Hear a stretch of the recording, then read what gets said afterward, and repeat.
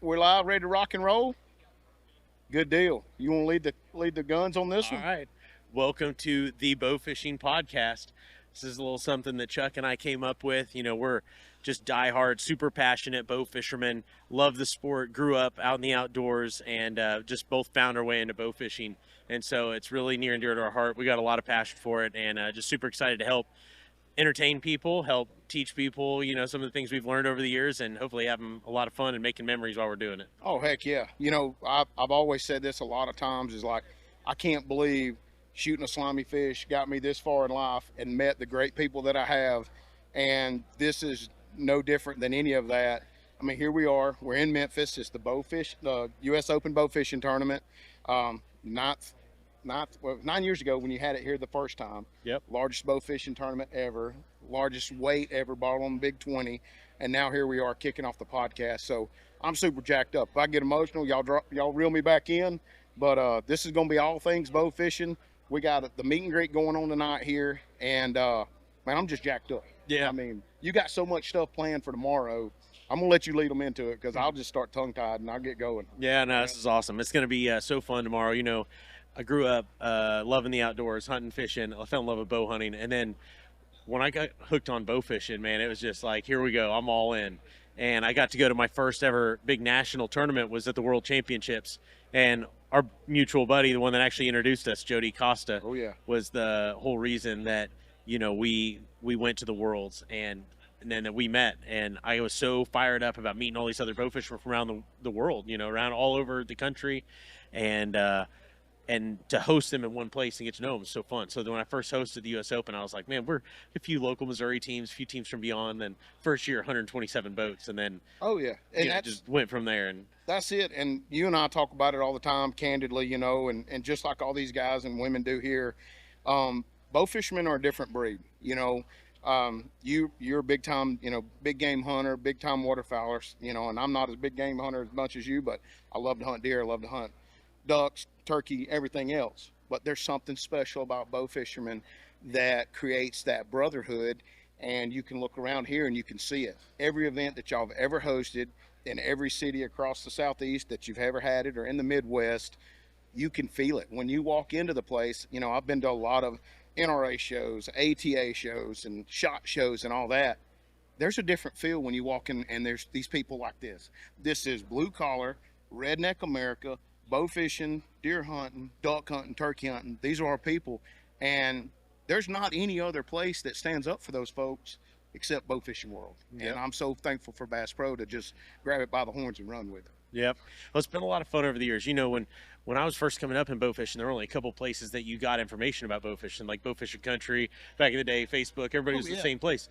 Now everybody's off doing their own things, and so this is an opportunity to get people from all over the country together, and they all have the shared passion and love for bow fishing.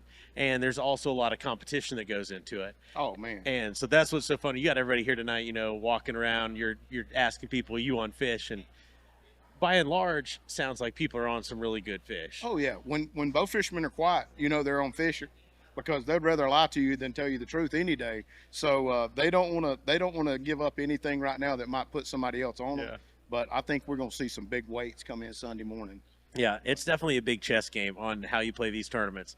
Teams are putting in way more effort scouting than they ever used to in the past. They're covering all kinds of water. They're using Onyx. They're using Google Maps. They're using all the technology they can at their fingers. They're using drones. I mean, Oh, yeah. everybody's doing everything they can to get a leg up on the competition. And that's what's so fun is, like you said, come Sunday morning, who knows what teams are going to show up with, but I bet there's going to be some pretty big old fish. Oh yeah. Like I said earlier, 9 years ago here, the Big 20 record was set. And I mean, I don't want to give any false predictions, but that's a big record, 1,000 pounds. I mean, that's a lot of fish, but it could happen again. I mean, the conditions are right for it. We've had a lot of spring rains. The water's fallen out in a lot of places, but it left a lot of big fish stranded in places that they haven't been in years past. And a lot of these guys are going to roll in these places, and they're going to see some of these big fish. So it's just going to be who can get 20 in the boat and get them back here Sunday morning. Heck yeah. The other fun thing about the event is for the teams that haven't been finding a giant Big 20, for the teams that are from out of town, I just was meeting with a team a minute ago from California, and they've been to a bunch of our U.S. Opens. They said we can bank on winning the furthest traveling team every year, and really nice guys. But you know, they were saying it was kind of tough going, but you know, we put a lot into this year into having a great event. So whether or not you're competing to win the tournament, if you come into the tournament, you just come hang out. We're gonna have a lot of fun stuff going on. We're here at the Memphis Pyramid. It's a freaking awesome store. It's one of our coolest stores. And to see bowfishing celebrated the way it is in here, we got the vendor village set up down there. You've got the tracker bowfishing boat with the lights on. We're going to be shooting carp targets and gar targets down there tomorrow under the bowfishing lights inside a Bass Pro store. And to see all that going on and kind of putting the sport on a pedestal, you know, you can pull it in the drive and there's big banners and the previous champions are celebrated on there. Oh, yeah, the wall of champions out there. I went out there this morning. I was going to the truck, you know, to get me a drink out of the energy drink out of the truck, and I'm just cruising across the parking lot, and I look over to the right, and it was kind of a surreal moment. You know, it's hot and muggy, and I'm like, man, used to I would be out here, you know, beady-eyed and, you know, from scouting all night. Now I'm not competing, and I look over and I see the guys putting up that big huge stage, and I ain't gonna lie, like I got butterflies. I'm just sitting there looking at that big stage, and then behind them is that huge banner on the side of the pyramid, and it says, you know, the U.S. Open Bowfishing Wall of Champions, and it's got all these guys' pictures and all their weights and the year that they won. And I'm like, dude, how cool is that? I mean, 30 years ago, like we were competing for gas money, you know, in Podunk, Mississippi, you know, and now these guys are coming in here competing for a $30,000 check, a freaking new boat, and, you know, $5,000 for big fish. And it's like, it's amazing how much the sport has grown. And it's, to me, it's just so exciting, like to go out there and see the Mercury truck. You know, if you would ask me, hey Chuck, where do you see the sport of bowfishing? I'm like, man, you know, this is redneck. It's right up there with frog gigging. It's kind of like an urban myth. You know, when you tell people you go bowfishing, they don't believe you. Now I'm speaking 20, 30 years ago, but now it's like it's a common thing and it's a cool thing to do. You see the young kids and young girls, young boys, they're out doing it. They're buying small boats. They're going out, enjoying the sandbar life, and then they're standing out there after dark and shooting fish. And it's just awesome, man. And like you said, the shooting event tomorrow down there on top of the tracker boat, any of you guys that's been watching any of the lives or any of JP's videos that he's been posting, I'm just gonna go ahead and tell you, that's like top shelf. Like that is the next level. You're going to see that in a lot of events coming up because this is something awesome. That pool with all those fish in it and live fish swimming around, we're going to have to keep people from shooting them. But it's going to be cool. The timed competition, somebody's going to be the best of the best tomorrow. And they're going to have a lot of pressure on them, though. Oh, I can't wait to see the energy level in there tomorrow afternoon. When we get done with the qualifying and we've got a shoot-off between like the top 8 boat fishermen by time, and then we put 300-400 other bow fishermen plus standing around watching and cheering, when the nerves are going to be through the roof. And it's fun because it's not about who found the biggest fish. It's about who's the best at putting them in the boat. Right. And getting them in and getting them off and making the shots count. The timer's going to be going, and then all your peers, all the guys that look up to you and all the guys you look up to are going to be standing around watching you shoot your bow in front of everybody in the Memphis Pyramid. And I think that pressure's going to come into play.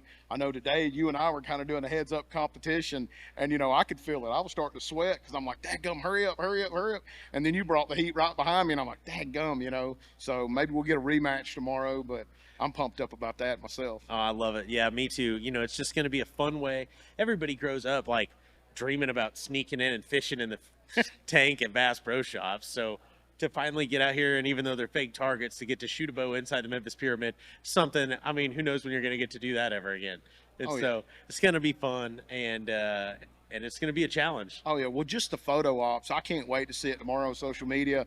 Everybody making fun of their buddies up there missing that clear water. I'm going to go ahead and give y'all the heads up. That clear water is one deceiving son of a gun. I mean, JP had the heads up on me on that one.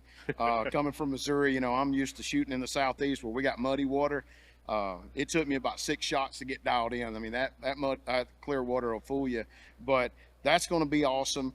And for the prize, I'll let you tell them what they're going to win, whoever wins the shoot-off. Oh, yeah. We got a brand spanking new Osprey with your name on it if you're the winner of the shoot-off tomorrow. Yeah. And I think way bigger than even that. I mean, that's awesome. But it's getting crowned the shoot-off champion at the U.S. Open. And I look at something like this, and I think this is going to be a part of future events because it's so fun. I mean, there's no way it can't be. And I don't know. It's going to be another level of competitiveness. We're going to bring out some of yeah. these guys, and I'm excited to see it. Well, that's here it, for it. and that's the thing about all these guys together. You know, every one of these guys that are in and women that are in bow fishing, they'll give you the shirt off their back, but they'll also be the most competitive son of a gun you've ever come across. You know, when it comes to putting these fish in the boat, and that level of competition tomorrow, you're going to see it turn up because those guys are going to be wanting to win that boat. All right, Chuck, you're a former world champion of bow fishing. You've shot in a lot of tournaments over the years. If you're shooting in this tournament tomorrow's the big day, tomorrow night, you're sitting here tonight, what are you thinking about? What are the things you're going to do? You've already done your scouting. What are the things you're going to do before tomorrow to set yourself up for success? Big thing for me, and maybe it's because I'm older now, but it's rest. I look back at the mistakes that we made as a team, and I'm speaking for my team, but there was a lot of times that I think we would have been up there getting a check if we would have just rested. You know, with fatigue comes mistakes, and with mistakes, you know, you lose opportunities. And when you're tired, you know, you make bad decisions. But what I would tell everybody is rest up. You know what I mean? Because tomorrow night's when you need to dance. Tonight, you need to be off your feet. You need to be thinking clearly and sit down and get a plan. That's something we learned, me and, you know, Shorty and some of the other guys we shot with, Butch and Clint. Friday night was the planning night. You know, we did our homework before we got to that point, and sometimes you had to scout Friday night. But like you see a lot of these guys here tonight, they've done their scouting, and you'll probably see some of these guys in the check line come Sunday morning, you know, if the conditions don't change. But get a plan, stick to it, you know, because after 3 or 4 nights on the water, if you don't have a plan, then you're just kind of going Hail Mary anyway. So you need to be rested up to where you can go all night. So when you get out there Saturday night, if you don't have a plan, you need to grind from the time you get to the water to the time it's time to leave. And if you're tired and you scouted Friday night, you're going to make bad decisions. I mean, everybody does it. And it's one of them things on the way home Sunday, you look back and you go, that was the stupidest thing we could have done. Yeah. We left fish to find fish. We should have stuck with it. Or you look back at the notes and you're like, we said we were going to go here, we were going to go there, we were going to shoot 7 here, we were going to leave at 3 o'clock, we were going to leave at 2, and we didn't do none of that. And that's why we lost. Yeah. And then you're just like, and everybody's in the truck going, why did we not? And but it's just when you're tired, you don't think clearly. Yep. You know, so that's what I'd say is rest. Yeah, that's a great point. And I really loved what you brought up too about planning. You know, and so many people I see, they come up with a plan and then they start looking at the weather, they see the tiniest little thing, they talk themselves right out of it. Yeah. And it's like, I know how many times we knew where to go. Yeah. We knew it was going to be windy there and it wasn't going to be good, but we still went anyway. Yeah. And being smart about building a plan, you know, putting together what kind of fish did you see, what are we going to need, what time we need to be there. And a big piece of it, and what we've been talking to a lot of teams around today, is how much competition you got. How many teams are in your whole scout? Yeah. And how does that change your game plan? Because a lot of nights you see one other boat and you just skip by and you leave one of your best spots to go to another place. You just leave it to them. Mm-hmm. And a lot of these bow fishing tournaments are won, from what I've experienced and seen, in a lot smaller areas than people would think. A lot of times you find a lot of good fish in a small area, and you need to spend your time in there and focus, and you'll keep picking up fish. You know, once you get through that initial red hot first hour or two, picking up 1 or 2 fish an hour, if they're the right fish, is worth sticking it in there for.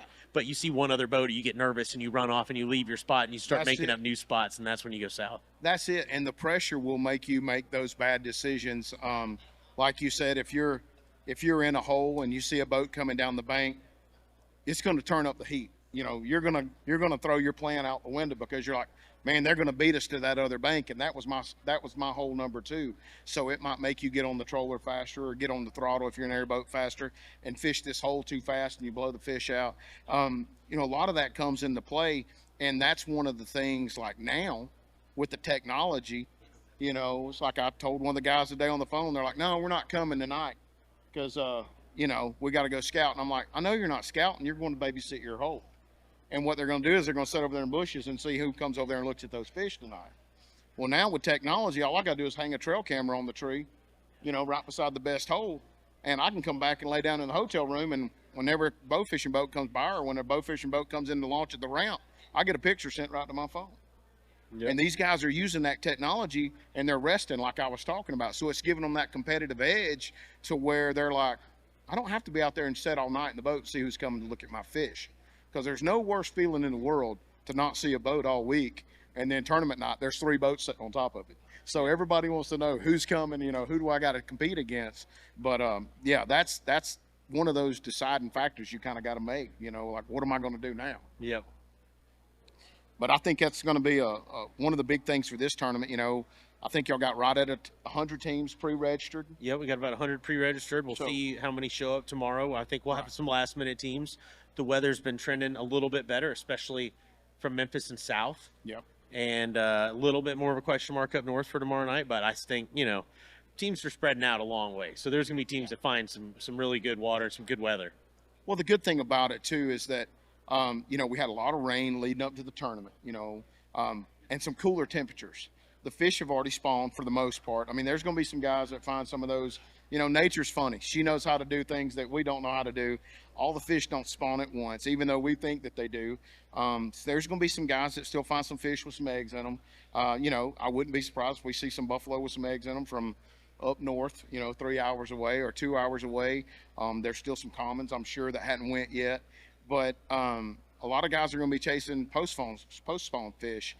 And this falling water on the Mississippi that's coming out of these trees, we've had so much water in the last month. The water's been way up in the trees. So I think a lot of these guys, they're going to be in that cleaner water that's falling and receding. Those fish might be in that 3 or 4 foot area depth, and but it's going to be clean. It's just if they stick or not. When you got low pressure rolling in like this, I mean, as well as I do, some nights you go and the thunderstorm blows up and you're like, this is going to suck. And then as soon as the storm's over, you go out there and there's fish everywhere. Yeah. And then the next time you go, you're like, man, the last time it thunderstormed, we smoked them. You go out after a thunderstorm, it's a ghost town. Well, I'll tell you what, there's that side of it. And then on the flip side is for the big heads. And that's becoming Right. more and more of a tactic that it's a lot like forward-facing sonar now with bass fishing. If you want to compete when the conditions are a certain way, you have to know how to do that tactic. And that's an interesting thing that's happened. The big head fishery around here within a few hours has really gone crazy. And there's a lot more teams that specialize in hunting big head carp.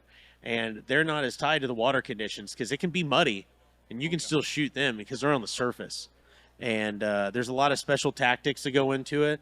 A lot of hunting those fish on rivers.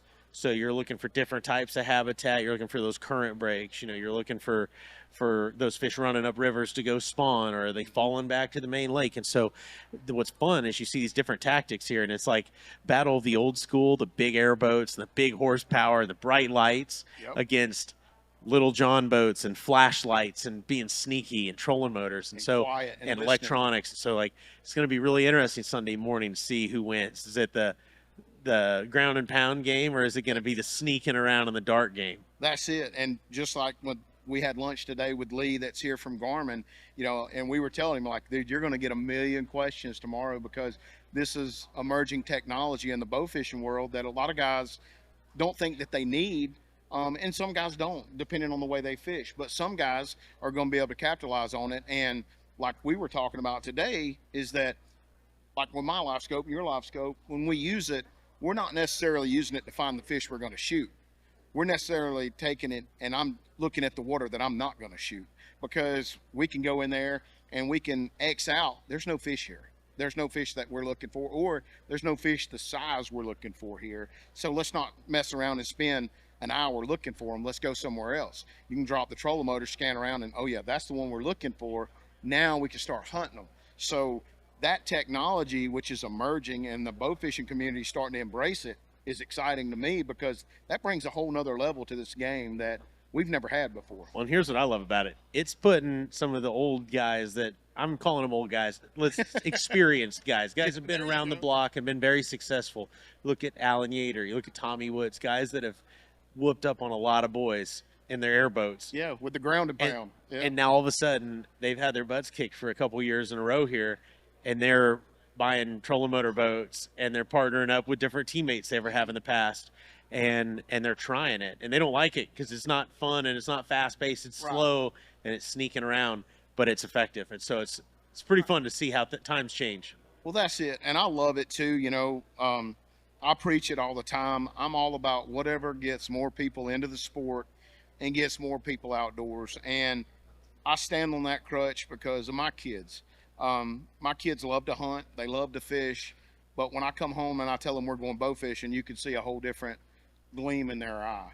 Like both of my kids, I could call them up right now and say, hey, we're going to Kentucky next week. And they're going to ooh and ah like, all right. I can tell them we're going turkey hunting. They're like, okay, cool. When are we leaving? But like if they think we're going up to hang out with Andy and Kenzie and go shoot big heads, they're just jacked because they know it's going to be action packed and it's going to be fun. And I think that's what this whole different realm of bow fishing is going to do. It's going to bring a lot of people into it, that they can get out there on the water and try different things that maybe they've tried with crappie fishing or bass fishing, and now they can use some of that same sneakiness with bow fishing and be effective with it. Yeah, no doubt. Pretty exciting, fun stuff. Oh man, I can't wait. I'm just excited for Sunday morning to see who's going to take the crown and what it's going to take. That's a fun thing in these. Somebody's going to win, no matter 100%. what. Yeah. It's going to be who brings them in, and either some nights it ends up tough and you have bad weather, and it brings a whole lot of teams into it because it throws a wrench in everybody's plan. But it's gonna be fun to see what happens. Think we should get Tim and Pig to join us? Yeah, we'll get them boys if we can peel them away. See, we'll get their take on what's going on. I like it. You know they're fired up. I love Definitely. it. And them boys, oh yeah, look, we're dragging them away. We'll get Uncle Tim in here and see what he's got to allow.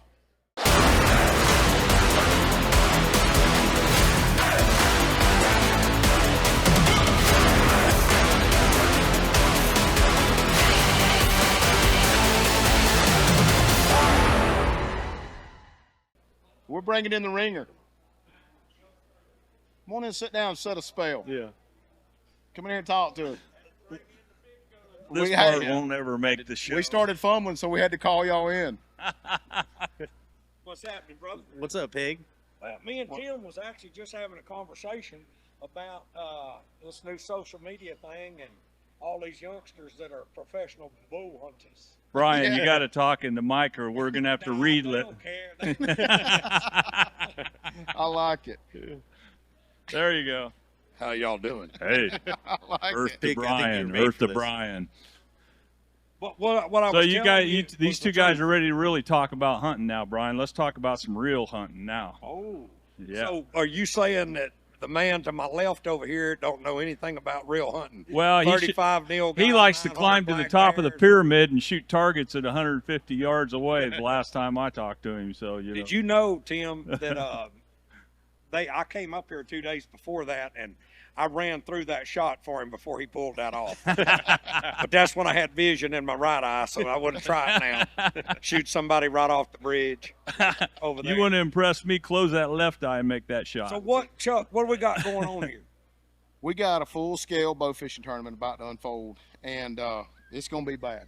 Where I'll at? tell you, it's Where it's at? about the whole thing's about to unfold right here in front of us. Yeah. Oh, It boy. unfolded today when JP was shooting fake targets in the pool down Oh there. yeah, I mean, yeah. Oh, I was drawn up the whole time. I went down there after you left and took a shot and missed and shot the thing underneath and pulled and ruined the whole deal. We got out of there. Well, there's probably about a 20-pound buffalo that the guys couldn't get out of there and get into the fence. Yeah. And she's swimming around in there, and I'm just like, man, y'all got to get this thing out of here. I like it's gonna fried. get smoked by one of these guys. I guarantee you. You think they know how to cook buffalo ribs in Memphis, Tim? Brian, you've had scored buffalo, haven't you? Filleted and scored. No. It's I good. don't eat that stuff, man. Really? Negative. I bet your dad would eat it. Wait, this is actually a pretty cool thing. I mean, like it's me and Tim was actually just talking about it. I mean, I'll sit here and I'm looking at these guys that's in this room, and if anybody from TikTok or an influencer wants to see some real people that knows how to put fish in the boat and animals on the ground, you're on the right level. You got off on the right floor. These are the serious guys right here, and it's crazy. When JP started this thing, I'm like, man, this is really cool.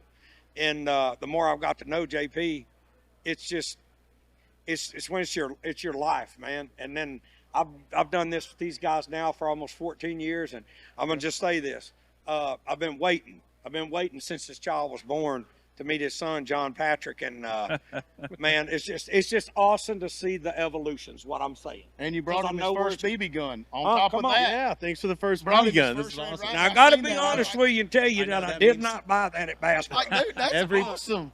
But I did have it engraved for him, and it warms my heart to see. And me and Tim's, we're old, man. Birds and squirrels are in trouble. Yeah, bad. Yeah. I almost brought him 3 BBs, but I figured knowing JP, he'd be winging everybody. That's awesome. So, what you got cracking? Well, Chuck and I have been hooked on bow fishing for a long time, as you well know. And so we just thought this is an awesome opportunity. You know, it changed. People used to watch TV shows all the time and do that. Yep. And they still do, but it's changed. Now people want to watch stuff about what they're passionate about. Yep. And so for people that are out there that are into bow fishing, there's not a whole lot of content out there. We love to go, you know, shoot fish. We love to film it and share it with people. So we thought this is a great opportunity to just start taking that to the next level and just having a ball, because we have more fun just going out and cutting up. We scheme after the fish just like we're in a tournament. Oh, yeah. What's the conditions making them do this? What's that? And so anyway, it's just fun to see it all come together. And we look at this as an opportunity to just shed more light on the sport. You know, we take it for granted, those of us that are super into bow fishing around this room, that you know all these things, right? Yeah, you what's could going call on. your buddies too when you find the buffalo spawning. I always find out on social media after it's over. What is that, like a rule or something you guys Listen, live by? on that right there, this is no lie. JP called me on Wednesday morning. He said, it's about to go down. And I'm like, you know I'm at work, right? He's like, I know, but I'm just telling you, in the morning I'm going, and Yeah. it's going down. And you drove He's all night, like, probably. and he said, I got 2 buddies that are going at lunch. He said, they're going to check it for me. He's like, you better be ready. It's going down. So I'm hustling around. I call my wife. I'm like, hey, I got to leave today at lunch. She's like, what? So JP called. She said, what? And I'm like, you know what it is? Because, you know, like buffalo spawn buffalo. like 16 hours. They're addictive. Yeah. And I said, if he calls me at lunch and says it's a go, I'm hauling butt. And I did. And then I was back home the next night. I mean, we tailed up there, and it was beautiful. Like he and I Brian, both said, buffalo to Chuck is like pigs to you, man. Yeah, It's got to be there. It's Not the enough crazy blood thing flying. is what I dig about it. What I really don't dig is I see where things are kind of going in the archery industry, and it's not going that way in bow fishing. Like, it's common knowledge. Everybody can try to make this and that, but everybody in this room, everybody's a serious bow fisherman knows if you're not shooting an Oneida, you finna get smoked. And let Remember me what tell happened you, the first night you went out and shot against I was me? about to bring that up. I brought a wheel bow, yeah. and I was shooting fish in 4 foot of water. And he had 7 in the tub, and I had 0, and it was not looking good. This was not JP the series. This is Pigman the series. I got burnt down like a twig. Hey, And, he'll flop Chuck- block you every time, boy. He'll shoot the fish before you even I acknowledge don't whether even- it's legal or not. Don't He'll- even try no more. Man. It's pointless. Best thing to do is stay in the middle of the boat and just stay out of the lights. And then every now and then get one. There's no reason to even get on the front of the Brian, just have I took my editor and I said, don't worry about it. When JP shoots them, don't cut away to him. Do a cutaway boat. Yeah. to me later. Notice you use And you put a use a lot of GoPro footage. You I notice, noticed that. you notice Tim shoots good at shot, Tim. in there. birds and fish and bumblebees. I have yet to see him miss one time. He's got a hell of an editor, I'm on, and we're looking at him right there. I'm on a roll. I know. I will admit I'm on a Yeah. roll. So Tim, in all seriousness Y'all though, crazy. everybody looks up to you as a heck of a shot with your bow, your blowgun, your spear. But with a bow, what are things you do, or what's been important to you over the years to be consistent or to help you with moving targets? Like for these guys on fish, jumping carp or swimming carp or birds. What sets you apart? How do you practice? Watching Wait, Pigman the series. It's instinctive shooting, man. It's all the world's different because when you're relying on your sights, you know what it's like. You're trying to shoot something flying. You're trying to get inside the peep. You're trying to get the right lead. It's a difference in technique, man. It's just easier to hit stuff. And you know, bow fishermen are the best instinctive shooters in the world, but yet when they go in the woods to hunt deer and stuff, they take that bow with them sights on there. I don't get it. Why do you guys do that? Well, that's it. And that's, you know, when I used to guide, and I would take, and I always say this, you take women and young girls, like when dads would bring their daughters, you know, 12 to 15 or whatever, never shot a bow. They were the deadliest people on the boat. Yeah. And I always said this because they listen. Men are hard-headed and they don't listen. guys that have shot a hunting bow don't listen. You know, I use this example all the time. First time I ever went bow fishing with Lee and Tiff. We go out there. Tiffany's on my boat. Lee's on my buddy's boat. Me and Tiffany kicked their butts because she listened. Every time she'd pull back, I'd like, lower, lower. Boom. She started smoking. She's like, oh, that's where I got to aim. Choom, choom, choom. Yep. She started filling them up. I talked to my buddy that was guiding. He's like, Lee said, I got this. You know, he's like, choom, choom. He's like, lower, lower. But it was like he's used to pulling back, anchoring. But it took him about 30 minutes to get in the zone where she just listened to what I said. Yeah. And like she and I had the conversation. I'm like, women listen better than men because we think we know it all. You haven't talked to my wife. And when you get that ingrained, like you said, oh, I got to anchor here. I got to look through my peep. I got to make sure I'm not torquing the riser. All that goes out the window when you're bow fishing or shooting birds or, whatever it is. That listening part, though, Chuck, like I said, I can't agree with you completely. You don't know my wife that well. Yeah, you're going to get beat. It's what's going to happen. She's sitting right over there. Oh, she's here? Yeah. I just can't. And she's been drinking. You better Chuck, she's been you drinking. said it's about to go down. Sir? It's about to go down. It That's is, what you said. Yeah. We'll have a celebrity death match here in a little Big bit. muddy beat down. Go ahead. You're lucky for everybody that's watching us do this podcast that I have elected not to get in the tournament. Y'all would be in bad shape. Are you going to shoot off with us in the pond tomorrow? Yes, sir.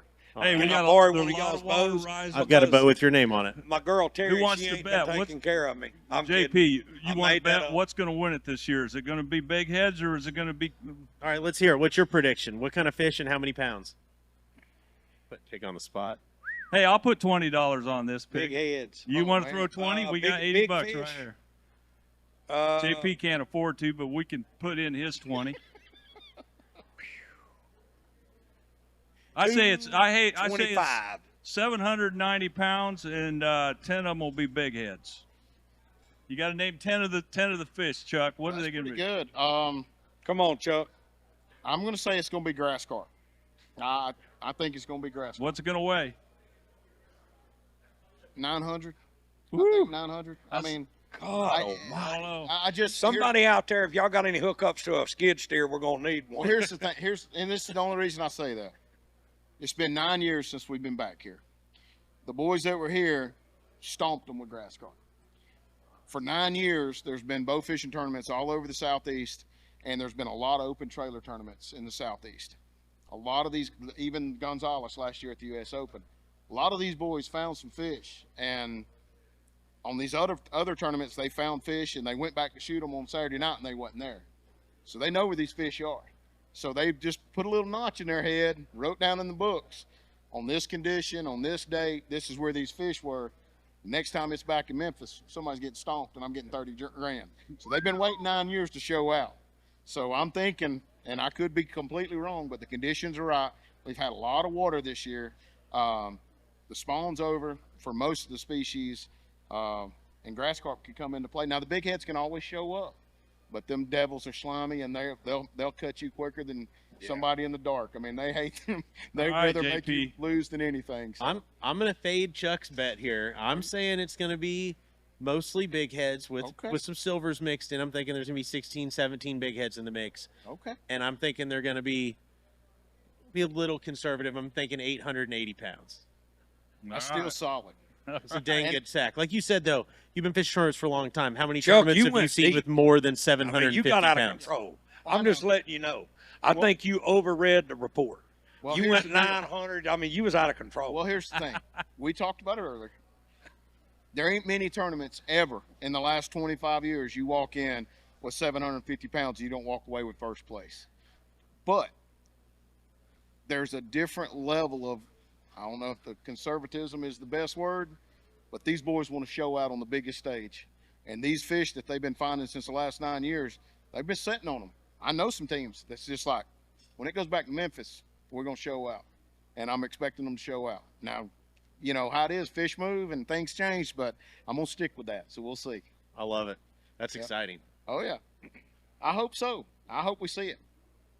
I don't know if they'll break the record, I but it hope could they happen. break the record. Yeah. I mean, it'd be awesome. It is a It heck could of a be record. broke with big That would heads. be- I mean, Chuck has spoken. yeah. He Well, done there's- called it the thunder down.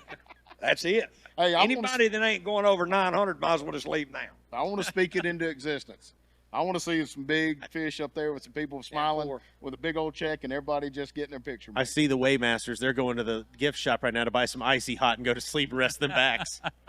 So you know what's cool about this deal is too, it's not like it opens, everybody registers, it opens, everybody runs in here, and then you don't see nobody. Like there's events going on like tomorrow.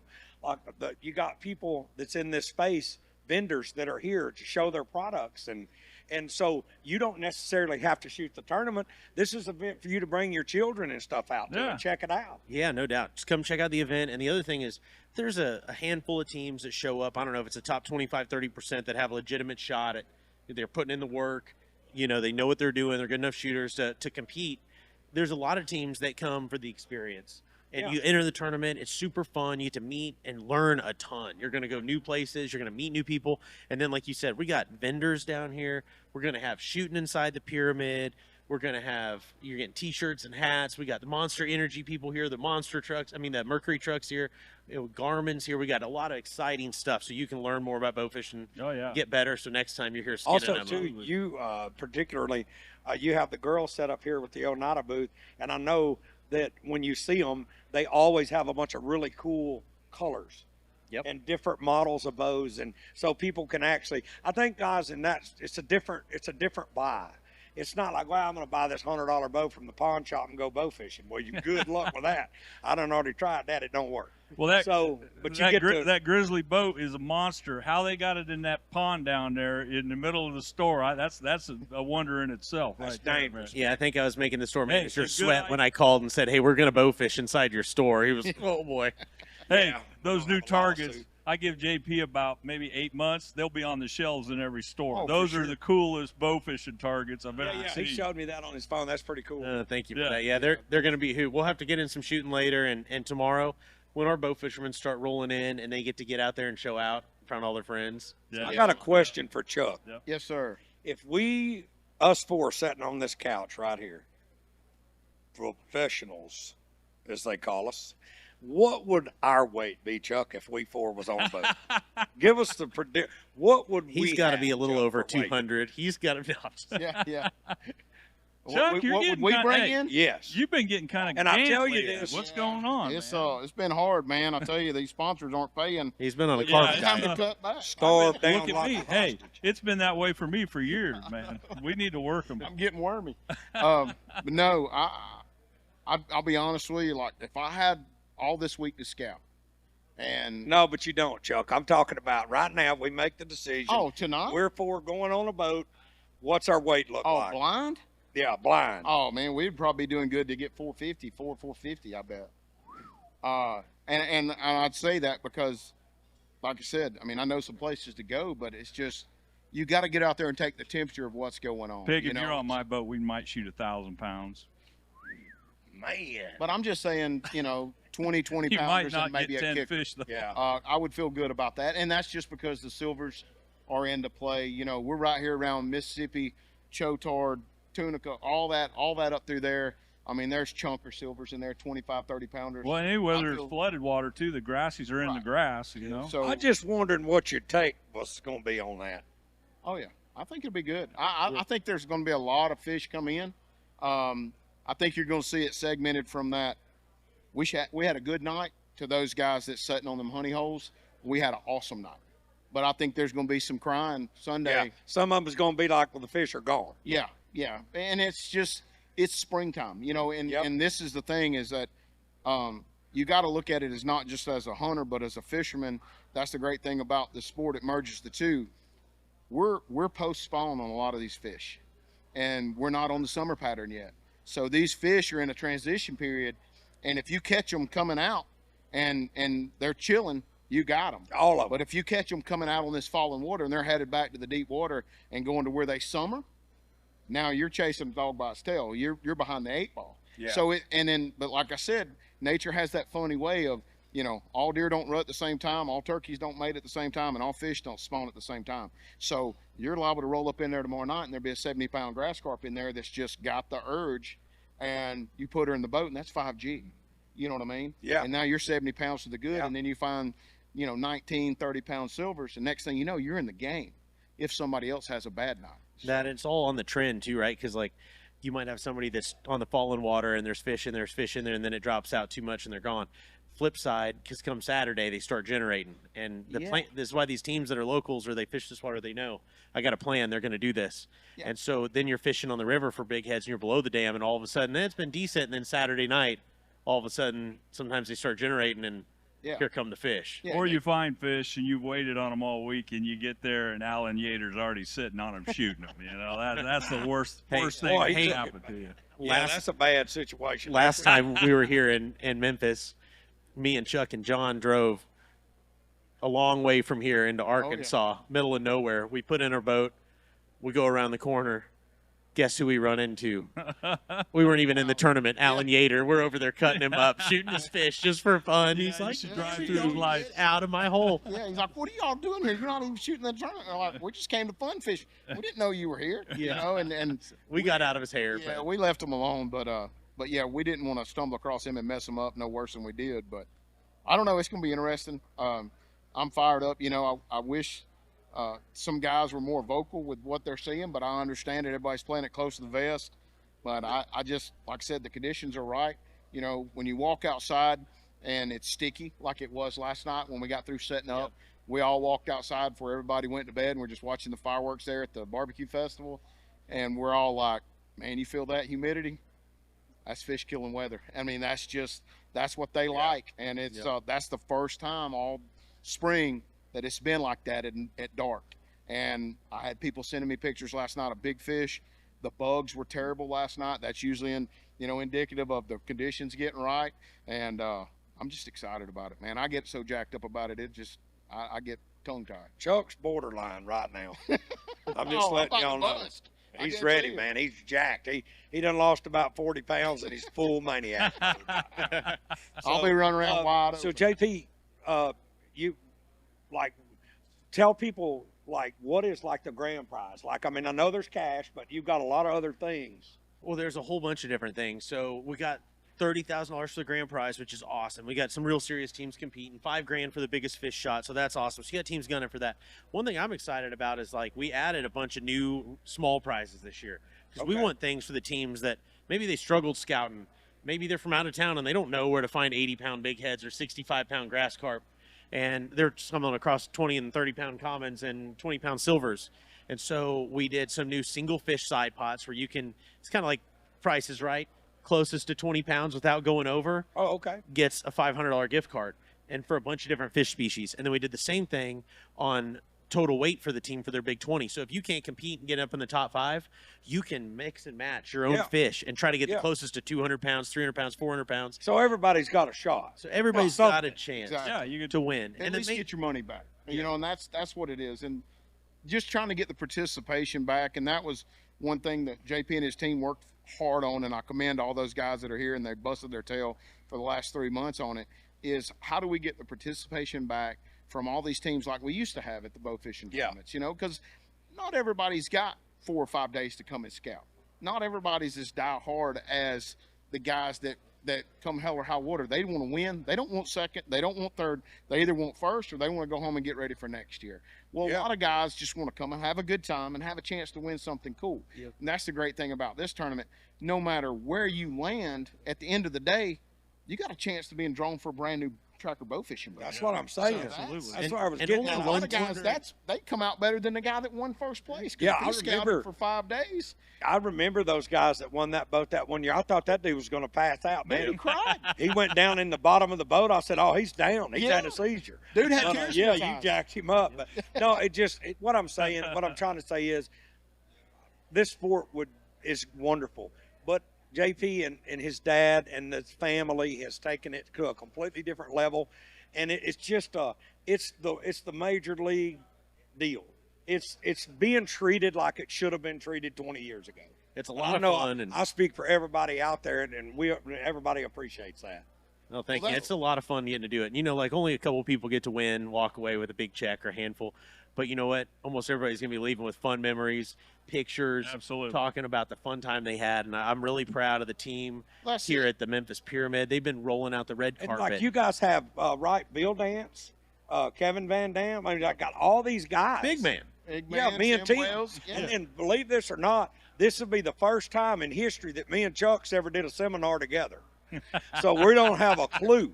That's what we decided. We talked about it. We said we don't even know what we're going to talk about. We're going to talk about something this time. And then I met a youngster out there. They're from Kentucky. He's 13, and he talked to Tim. He talked to me. He took some pictures. There he is, right there. And I told him, if he wins, if he is on the winning team, he wins a brand new Oneida bow. And I said, first I got to clear that with JP. But yeah, I stepped out there. Be proud. That's at the end of the day, that's what it's about right there. 100%. No doubt. Well, that's what gets me so fired up about the sport. Like I mentioned earlier about my kids, and just like Andy Cardwell's here floating around in the crowd, he's always put on a youth bow fishing tournament in Kentucky. You know, every year it seems like we're losing participation in the outdoor sports. You know, and it's like the one avenue that I see that's growing is bow fishing. And like this crowd right here, you see people with their sons, you see people with their daughters, you see guys with their best friends, you see guys here that, hey, I picked up so-and-so from Kentucky. We're from Texas, but they're going to meet us in Memphis, and we're all going to shoot together. It's cool. Deer hunting's cool. I love it. Turkey hunting's cool. I love it. Bear hunting, all that. But there's nothing else that I'm involved in that, like you said, you build those memories, you build those friendships, you build those relationships, not only with your family, but just with your fellow man. And that's what is going to carry us to the next level. You know, what I see bow fishing as being what deer hunting used to be.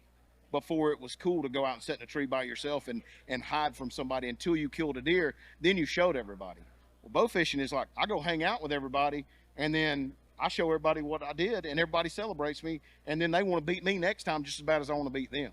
And it's just a different avenue, you know, but everybody's involved in it. If you haven't taken your kid bow fishing, you're missing out, because it's addictive for them.